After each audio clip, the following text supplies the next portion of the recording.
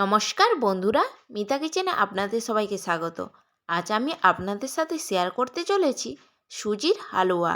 5 মিনিটে বাড়িতে বানিয়ে ফেলুন একদম ঝুরঝুরে সুজির হালুয়া। গ্যারেন্টি সহকারে বলতে পারি এইভাবে আপনারা কখনো সুজির হালুয়া ট্রাই করেই দেখেননি।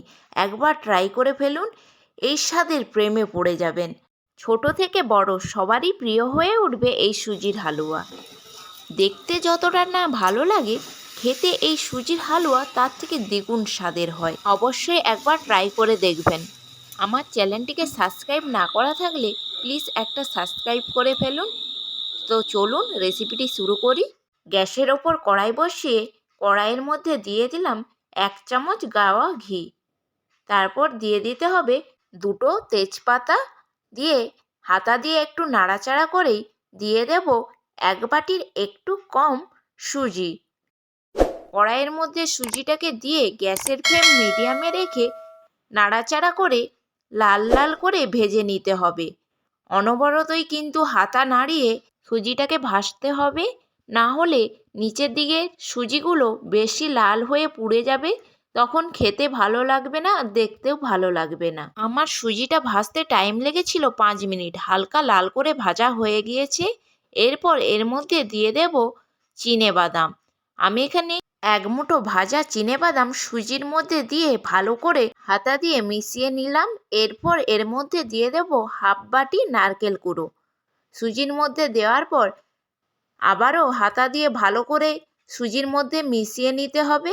এই কাজগুলি করার সময় গ্যাসের ফ্লেম অবশ্যই লো টু মিডিয়াম ফ্লেমে রেখেই কাজগুলি করবেন।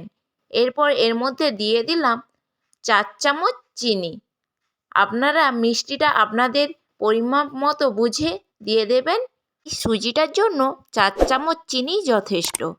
স্বাদ হওয়ার জন্য দিয়ে দিলাম 1 চিমটে লবণ। ভালো করে সমস্ত উপকরণগুলো মেশানোর পর দিয়ে দেব 1 কাপ দুধ। দুধটা দেওয়ার পর দেখুন আমার আরও একটু দুধের প্রয়োজন ছিল, তাই আরও 1 কাপ দুধ দিয়ে দিলাম।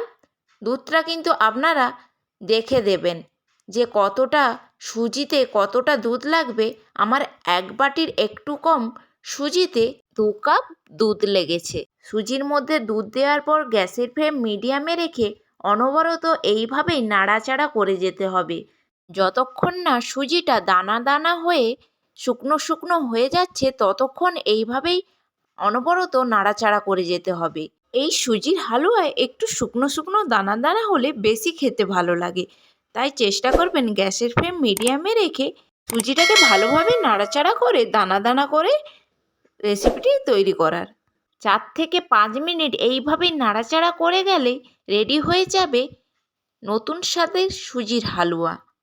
তো বন্ধুরা, রেসিপিটি অবশ্যই বাড়িতে এক্ষুনি ট্রাই করে ফেলুন। এই রেসিপিটি ট্রাই করে যদি আপনাদের ভালো লেগে থাকে অবশ্যই কমেন্ট বক্সে কমেন্ট করে জানাতে ভুলবেন না।